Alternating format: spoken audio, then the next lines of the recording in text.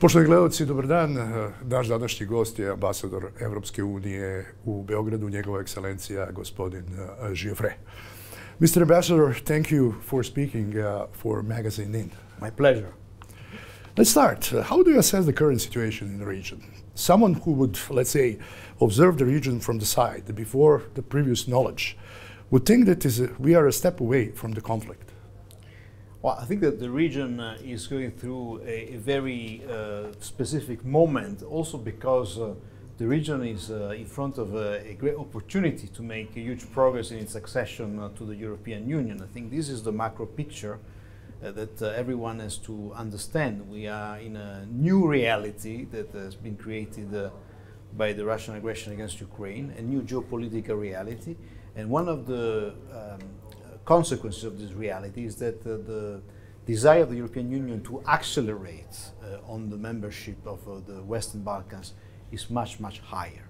And this is why we've seen in the last few months incredible development, like the decision to open negotiation with North Macedonia, with Albania, and last March the decision to open negotiation with Bosnia and Herzegovina. And this is where everyone has to focus on. At the same time, I know that we have still the legacy of the past that is not completely solved. Some of the issues will need to be addressed, but we need to address with that spirit, the spirit of the Brussels spirit, the spirit of moving towards the European Union through dialogue, negotiation, compromise, reforms. This is how we will be able to make progress. And this is the effort the European Union is actually doing at the moment through the growth plan for the Western Balkans, which is basically articulating the new momentum, the political will, if you wish, to advance. So if you look at the Western Balkans, sometimes you have the impression that there are a lot of issues unresolved that are resurfacing, but we also have to put this lens in order to look at this. And I think it's important that the people of the Western Balkans, the decision makers, those that have responsibility, understand that the way forward is certainly, the best way forward is certainly to continue the negotiation, continue the reform, and in that context, I'm sure that we'll be able to sort out a lot of the issues that we have inherited from the 90s and beyond. Would the calming of tension in the region, especially in Bosnia and Herzegovina, and the relation between Belgrade and Pristina, bring a quick collective inclusion the region into EU? But certainly, we always said that the pace of negotiation with Belgrade, with Serbia, will also be determined by the normalization of relations between Belgrade and Pristina. It's an important aspect of our negotiating framework. So the more we see compromise, progress in the negotiation, implementation of what was agreed, it would certainly help very much in the pace of the accession to the European Union, bring Serbia much, much closer to the membership of the European Union. And likewise, when it comes to Bosnia and Herzegovina, although this is not my direct responsibility, but the more the government of Bosnia and Herzegovina, the entities, the political parties focus on reforms, on the roadmap they have set in order to move towards the European Union, it will help them both internally in smoothing out problems, because they will bring them closer to the EU, and this is certainly what everyone has to focus on. The EU insists on standards, but geopolitical circumstances have changed due to the war in Ukraine. Wouldn't it be logical for EU to round off external border and accept the Western Balkan to be the part of EU to solve the issue of the black hole in Europe? You are absolutely right. The geopolitical circumstances have changed, and what was true yesterday, meaning before the 24th of February 2022, is certainly much more relevant today. There is a new awareness of the importance of bringing the Western Balkans fully into the EU family, and there is decisions and a political will to accelerate this. And this is the context in which we are. Obviously, the accession to the European Union means that a country becomes a member of a club, member of a family, where you have to do a number of things. You need to be able, your economy to be able to compete with the EU economy, because all the barriers will be gone. So great opportunity, but also capacity to sustain the pressure. And also, you need to be ready under all different technical aspects, and also you need to strengthen the fundamentals, the rule of law, the fight against corruptions, etc. This is to say that even in the current circumstances of a renewed momentum of enlargement, enlargement remains a merit-based process because this is the nature of the game. We want to be a family, and of course we need to be ready to be part of the family. But what we can do now is to accelerate this process, to make it faster, to make it quicker, to work on many fields at the same time, and to bring new financial support to this process. Because of course reforms cost money, building capacity infrastructures is also costly, and this is the spirit of the growth plan of the European Union. We want to inject more money to provide resources in order to be able to implement these reforms. We need to show that this process is worth doing this, and we need to bring the Western Balkans inside part of the single market even before accession. Why? Because we want to show that the advantages of being a member can already be seen, experienced directly, very concretely by the citizens of the Western Balkans even before accession. But do you think that the EU should, let's say, speed up the inclusion of country in the region, especially to stop the spread of Russian and Chinese influence in this region? Well, we always believed that the Western Balkans belong to Europe, that the Western Balkans are part of our family. We have experienced the same type of historical events. We have a very similar culture. We share the same values. We share the same priorities. Serbian citizens tend to visit Europe on vacations. They go and study in Europe. Their kids are part of the EU academic space. Our scientists cooperate. The business is done with the European Union. And Serbia is firmly anchored to the economic space of the EU. 60% of Serbian trade is with the European Union. We exchange every year 40 billion euros. So I think that we see that Serbia and the Western Balkans in general are already anchored to the EU. The Russian influence is a different issue because, of course, Russia has been attacking and invading a neighboring country in order to already annex parts of it. They're waging a terrible war that is costing a lot of human lives of civilians. And therefore we have adopted sanctions against Russia. We don't see now it's certainly not the time to strengthen the relationship with Russia. China is a different, we have a different relationship with China. China is a partner on many issues. When we need to address global issues like climate change, we need to work with China. Is also a competitor in terms of economic competition, but is also what we call a systemic rival because we believe in democracy, we believe in free media, we believe in free and fair elections, and they have a different system. So we are a rival in that respect. So we want certainly the Western Balkans to remain close to the European Union, to become member of the European Union. And yes, to answer your question, yes, we need to accelerate this process. Yes, we need to go much faster. And I think we have the instruments in our toolbox now to do that through the growth plan. The support of Serbian citizens to EU membership have been declining for years. Currently, there are more people who would vote against on referendum for joining the Union. How in the fact that is perceived in Brussels? Well, first of all, I think that there are different opinion polls on this issue, and I've seen different results. But certainly the number are not as high as we would like to be. But I have I'm quite convinced that if the Serbian citizens were to be put in front of a clear choice, do you want to become a member of the European Union, because it's now on the table, it can happen today, it can happen tomorrow if you vote yes. I think the vast majority of the citizens will vote to become a member of the European Union. We would certainly like to see more information which is provided to the citizens on the benefit of being a member of the European Union, on the benefit of being a candidate country. And there are many, of course.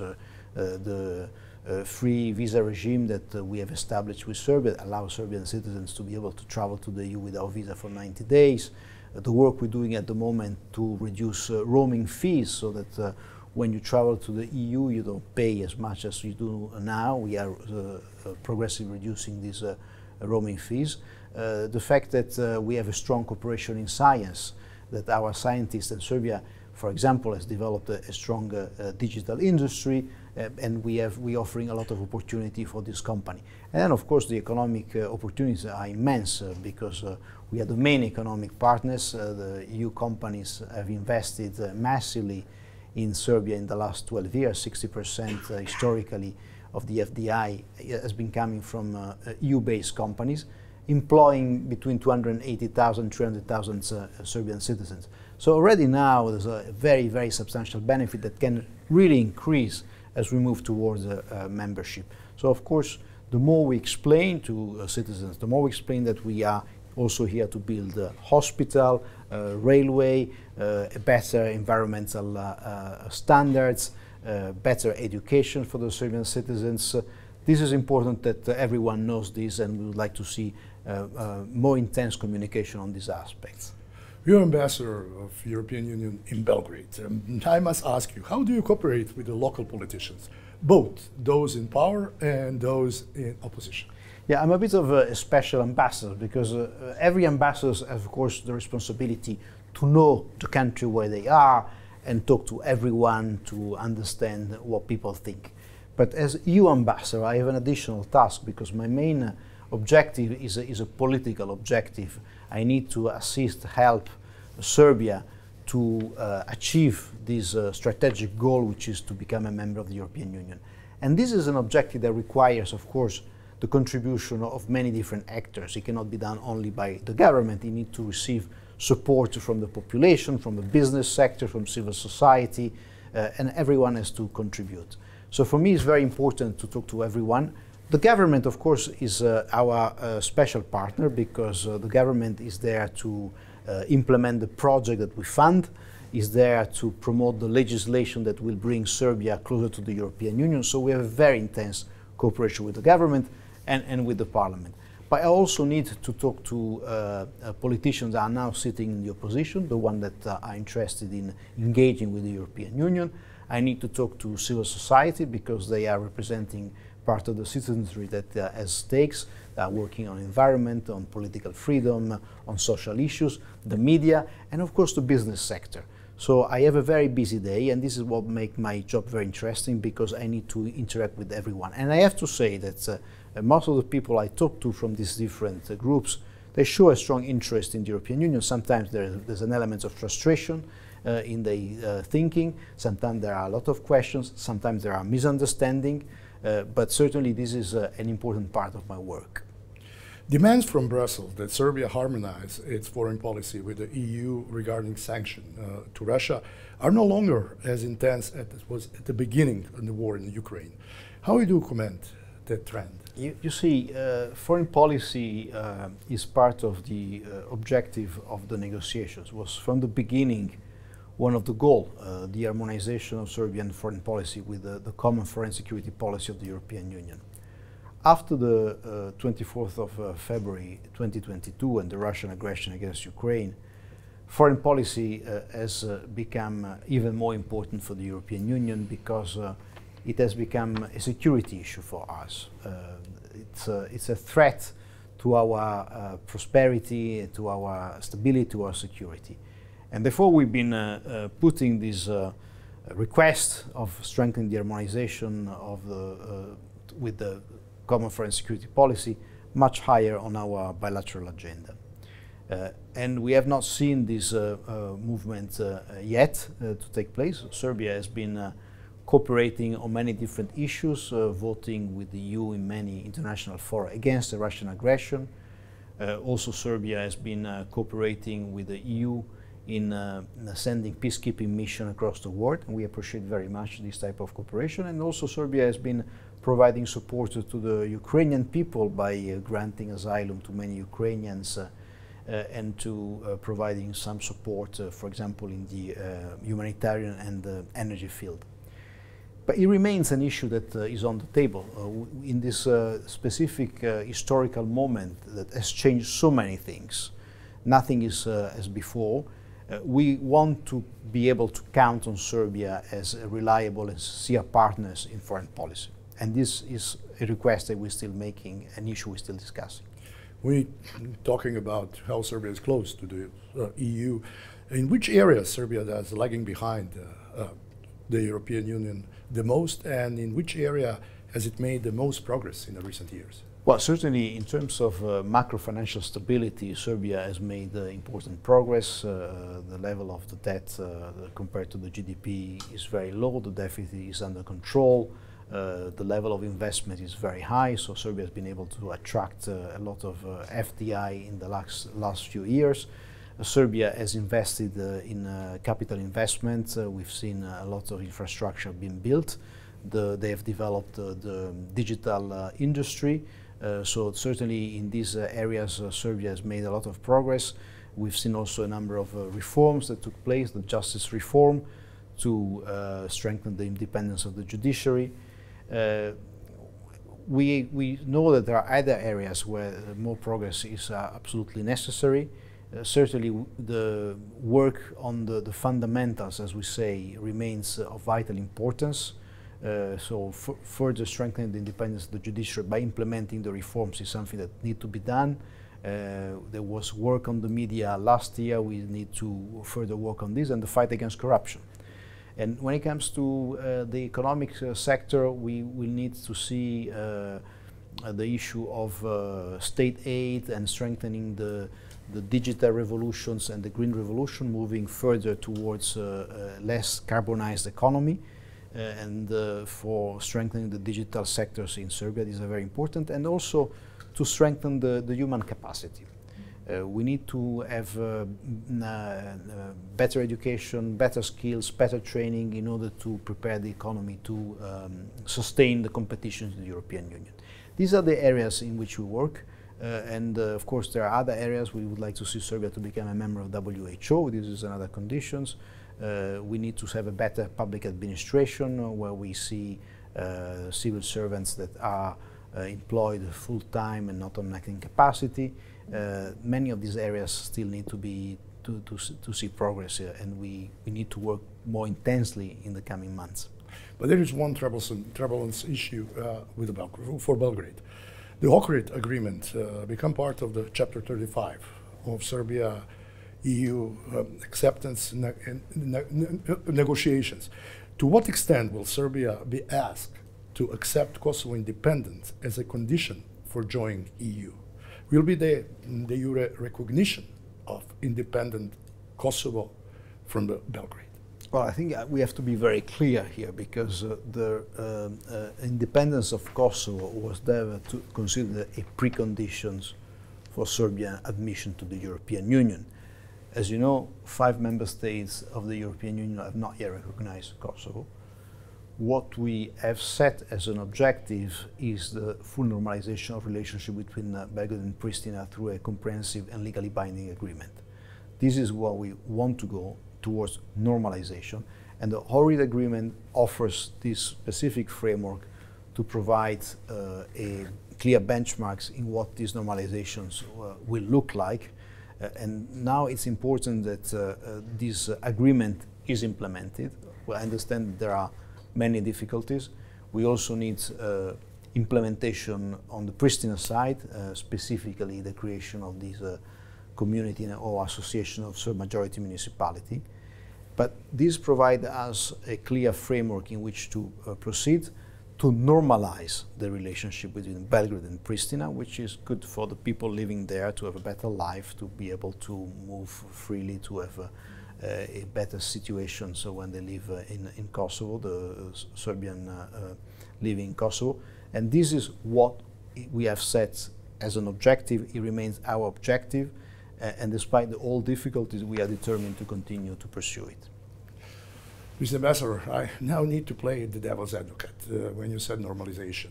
Is it the banning of Serbian dinars in Kosovo is a part of that what you said, normalization? No, it is not. In fact, we have been clearly saying that these unilateral actions that were taken by Prištine, by the Kosovo Central Bank, are not useful, and they not contribute to the dialogue. The issue of how to fund the institutions, the Serbian institution in Kosovo, and also to provide support to Kosovo Serbs from Belgrade, were to be discussed in the dialogue, and also were part of the discussions on the creation of the Association of Serb Majority Municipality. And this is why the EU, through the USR, Miroslav Lajčák, have been trying to find a compromise solution on this specific issue. So far, after 7 rounds of dialogue, it wasn't possible to find a compromise between the two. But this is to say that we understand that this is an issue that needs to be addressed. We have complained about the unilateral nature of the action that was taken, that has created a number of difficulties to citizens down there, and we want to find a way, and we hope that the parties will be able to move on and get this solved. Let's go back to the election process in Serbia. There was a lot of elections. In the resolution, the European Union noted some irregularities in the elections in Serbia in December 23, followed by ODIHR recommendation for correcting them. How do you assess the reaction of Serbian authorities to the resolution and recommendation? Are you satisfied what Serbia did till today? Well, we had this report from ODIHR after the last elections that provided an assessment of the elections with a number of very critical remarks on the election process, and most importantly with a number of recommendations. So we have always promoted the implementation of the recommendation. ODIHR is providing the gold standards of election reforms, of election standards, and we have advised, even before the last elections, the government here to work on the implementation of the recommendation. So now we certainly have some progress, because we have a working group which has been created in the National Assembly by the Speaker, with the participation of the opposition, with the participation of parties supporting the government, with the participation of civil society. Actually, an NGO is chairing this group. We need now to see tangible results. Certainly, election reforms might take time. They might require generating enough support, and then need to be implemented.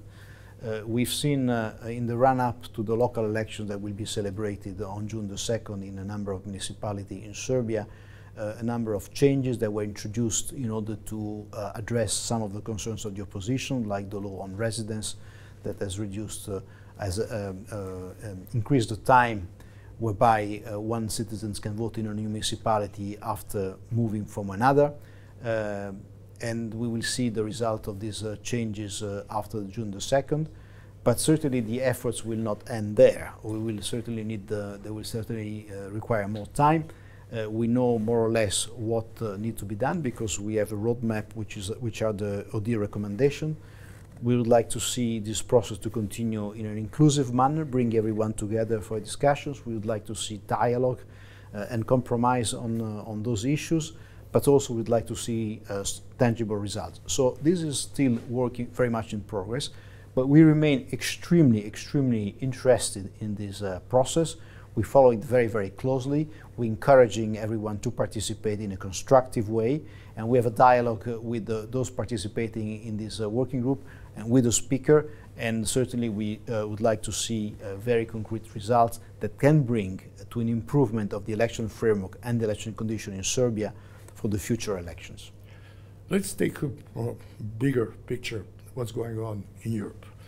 How do you assess the situation in today's Europe, burdened by division, the war in Ukraine, and the serious growth of extreme right, with the assassination attempt to Slovak Prime Minister Robert Fico as a culmination of that process? I think that the EU is actually much more united than we used to be in the past. First of all, we have strong support from EU citizens. All opinion polls indicate that EU citizens support the EU, the institution, to be part of the European Union. We have shown remarkable unity to respond to the recent crisis, starting from the aftermath of the COVID-19 crisis, where member states agreed a huge package for recovery for member states by going out and raising EU bonds in order to pay for this almost 1 trillion euros package. And we've been very united in responding to the Russian aggression. We have adopted at unanimity very many and tough sanctions against Russia. We have started using our European Peace Facility to provide support to Ukraine to buy weapons. We have adopted the Ukrainian facility with 50 billion euros of support to Ukraine in the next 3 years. And we have decided at unanimity again to open negotiation with Albania, North Macedonia, and Bosnia and Herzegovina, Ukraine and Moldova. So we've seen very many steps of unity among the member states. Of course, we have debates, there are divisions, so some people, but the final outcome is an outcome of unity. Certainly, we're living through very difficult time. Geopolitics is back. The European Union needs to maintain its capacity to be an actor on the world scene. We need to make sure that our competitiveness remains very high. And we need to take very strong measures in order to do this. So now we will celebrate the European Parliament elections. We'll see what the results will be. I think that, of course, there are parties with different views. Sometimes domestically in certain member states, the situation can be polarized between the government and the opposition, and it's certainly not good. We've seen also a lot of disinformation and foreign manipulation of information affecting the EU. We've seen cyber attacks, and we have taken measures in order to counter those. But we will have a process, we will have elections, we will have a new parliament, and we will have a new commission. We will continue, we will have a new team leading the European Union, new president of the European Commission, or an old one that will return, we will have to see. We will have a new high representative for foreign policy. But I expect that as a result of these elections, some key priorities that have already been established now by the Council and by the heads of government and state will remain the same. And the new setup that will follow after the summer will likely to put enlargement very high on its agenda, will become a priority for the next 5 years. And this is what really matters for this region. There is this momentum that we've been talking so much about it. We've been talking about this because it is real. The EU has decided that we want to enlarge. We want to get ready for the enlargement, and we need to do this in parallel. As we negotiate with the candidate country, we also need to look at our internal reforms in order to accommodate a larger union. So I believe that the state of the union today certainly is characterized by the many threats that we are facing, but also by a determination to be able to respond to those threats. Europe has been around for many centuries. We are an old lady that has been able to progress and provide prosperity to its citizens. The European Union is the model that we have opted for after the Second World War. It has provided peace, security, democracy, prosperity to our own citizens. We want that the same level of peace, security, and prosperity, and democracy and freedom is shared by new citizens from Ukraine to Serbia. And we will need to take a number of steps in order to do this, but we are ready to take the challenge. And this is what we will do as of after the elections. During this interview, we really discussed very, very pressure issues and hard topics. At the end, I want to ask you a question that maybe it will be easier for you to answer me. How do you personally feel in Serbia? Do you feel Serbia is your home, just like the name of EU campaign in Serbia that say Europe is our home?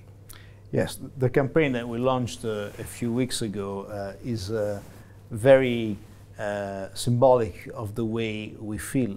When we discussed this, we found that this slogan is so very true. No one can actually question this, but it's also a message, an important message to everyone.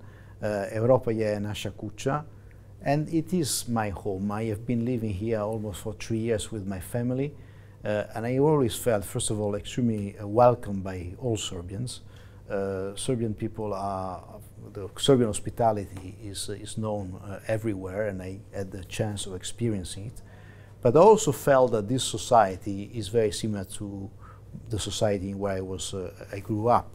People like to talk, like to sit at the table, like to enjoy a good meal, like to help each other. There's a sense of community. People like kids, like children. They're very proud of the cultural heritage. So I do feel very much at home. I just hope to be able to learn a bit more Serbian in order to communicate more directly with people, barring the fact that at least in Belgrade everyone speaks English, almost everyone speaks English, but I'd like really to be able to do the same also out of Belgrade. Yes, I feel very much at home in Serbia. My family feel very much at home in Serbia. Belgrade is a safe place where a teenager can actually go around without being too much worried. And I really want to thank also all the Serbs that have been so welcoming to me and my family in these 3 years, and I hope to stay a little bit longer to continue enjoying the same level of hospitality. Mr. Ambassador, thank you so much for talking today, and it was a real pleasure Likewise. talking to you. Thank you. Thank you. Hvala puno.